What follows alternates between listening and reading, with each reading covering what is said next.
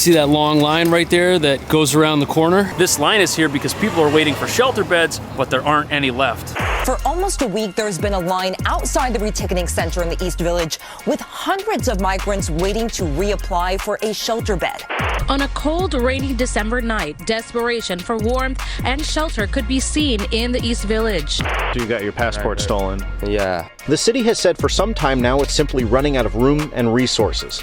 Community organizations handed out hot meals, and cell phone videos show coats being given out, at times being thrown into a second-floor window. Do not scapegoat right to shelter. Admit that you failed in providing the housing that this city needed.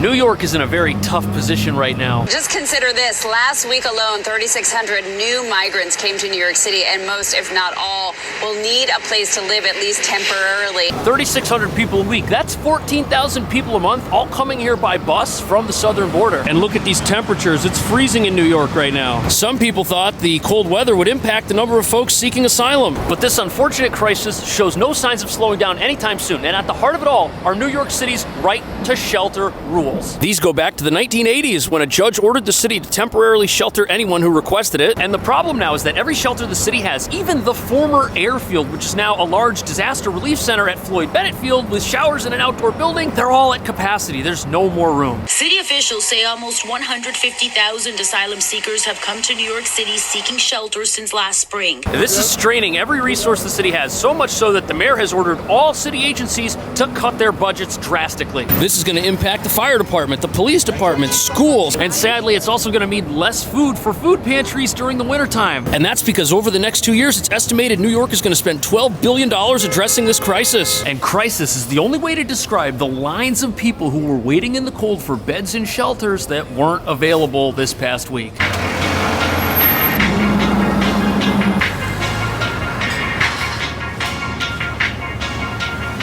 Almost a week. This has been the scene. Hundreds of migrants sleeping outside this site in the East Village. Once adult migrants have been living in a shelter for 30 days, they have to come here to reapply for a shelter bed. So the shelter population in New York City has grown to over 120,000 people, half of which are here seeking asylum. And right here, this is the St. Bridget Academy. This is where people who have lost their stay in a shelter have to go to reapply for it. The long lines that we're seeing here at this facility, which go around the corner, are what elected officials have been predicting, because the city's been saying for months that shelter beds are in short supply. Back in September, the city instituted 30-day limits on shelter stays for single adults. And sadly, after 30 days expire, you've got to come here to this reticketing center where you've got two options. Option number one is to wait in line indefinitely to see if a shelter bed opens up.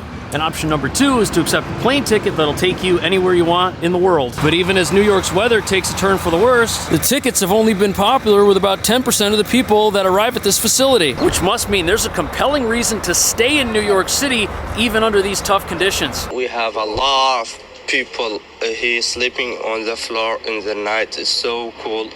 No food, no nothing. Al-Mustafa is one of several migrants who've spent time camped out on the sidewalk in front of the old St. Bridget School. So this poor gentleman, he's in the same position as many asylum seekers. It's freezing cold out right now. Beds are in short supply, and as you can see, the lines here today are very long. And the only way to get one of the beds is to be one of the first people in line at this facility when it opens, and that's why so many people are risking everything to spend so much time out in the cold, waiting to just get inside this facility and see if there are any resources left to help. Also, many of the people here are from climates that are much warmer than New York City. And in Venezuela this past week, temperatures got down into the 60s, which is much warmer than it is in New York, even during the daytime. But sadly, the freezing cold temperatures at this facility aren't the only problem these folks are dealing with. His stuff was stolen while on the streets. I have my paper there, my passport. So you got your passport stolen? Yeah. Man, that's so tough. You're out here waiting in the freezing cold, you have nothing, and then the little that you have gets taken away. And it's not like the folks who are here can just get jobs and replace all their lost stuff. And that's because federal law doesn't let you start working as soon as you get here. You first have to apply for asylum, and then you can submit paperwork for work authorization. It all has to get done at the same time, and you can't do one ahead of the other. And without work authorization, working a popular delivery style job like Uber Eats or Grubhub isn't on the table. But sadly, it seems like this is just the beginning, and things could soon get even worse. These two two men from Venezuela say they have been applying for a shelter bed for 3 days now,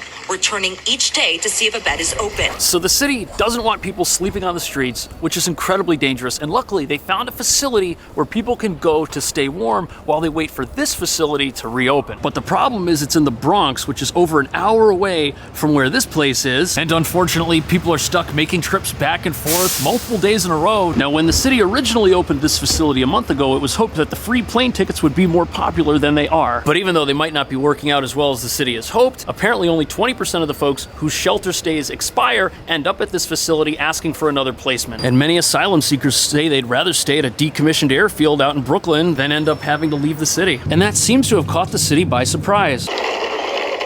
As we watched more migrants arrive, Mustafa says he's been bounced between here and a Brooklyn location, with nobody from the city seeming to be able to help him. It's a very sad situation, but to him and many of the folks that are here waiting in line, the worst thing that they could do would actually be to accept one of the plane tickets and leave New York City. They think it's better to stay here.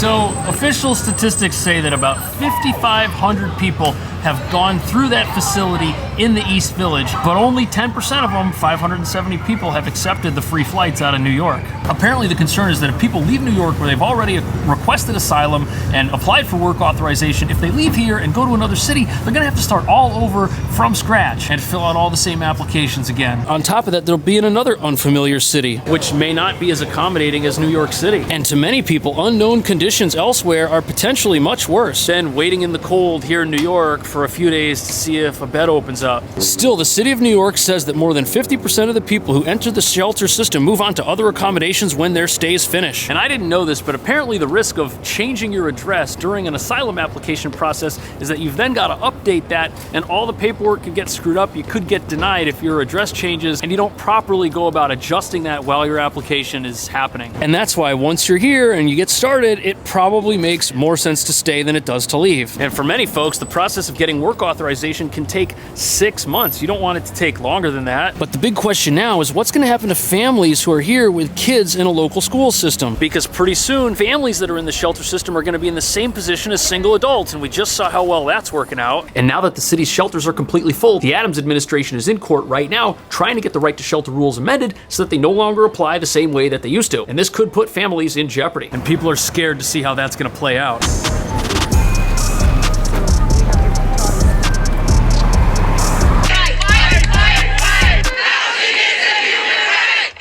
Green today, a number of groups rallied to ensure that the city continues to shelter those in need, a guarantee established more than 40 years ago. It is, in fact, Right to Shelter Day. So that rally was recently held in support of the city's right to shelter rules, which the mayor and the governor are in court right now trying to have amended. Right now, the city's right to shelter accommodations are being applied to everybody, but city officials want to have those rules adjusted so that they don't apply in circumstances like what the city is facing today. And the folks rallying in favor of maintaining right to shelter say that the rules aren't the problem, the city's implementation of those rules is the problem. And they say that the city could be doing a better job with the resources that it has to help the folks who are here right now. Do not scapegoat right to shelter. Admit that you failed in providing the housing that this city needed. So that was New York City's public advocate, Jumaane Williams. According to Wikipedia, he's a member of the Democratic Party and a self-described democratic socialist. Now, he's held the position of public advocate since 2019, and that position was created as a liaison between the local government and the voters. And should the mayor of New York resign for any reason, the public advocate is next in line for the throne. Former public advocates include Mayor Bill de Blasio and the current Attorney General. But it remains to be seen what resources the city has left to help those who are in need. And the city's facing a $12 billion budget deficit, and the mayor has asked all city agencies to cut their spending. And that's because by law, New York City has to operate with a balanced budget. And spending more money on one thing means there's now less money to spend on other things. So cuts have to happen so everything balances out. And apparently the cuts have already led to reduced staffing at some firehouses, which means there are now less resources to respond in the event of an emergency. Other city leaders have proposed raising taxes and fees to help cover the budget gap. And to some people, this might make it seem like New York City is falling apart and won't be around forever. But to many folks who are here seeking asylum, New York City is still their preferred destination and their best shot at achieving a better future.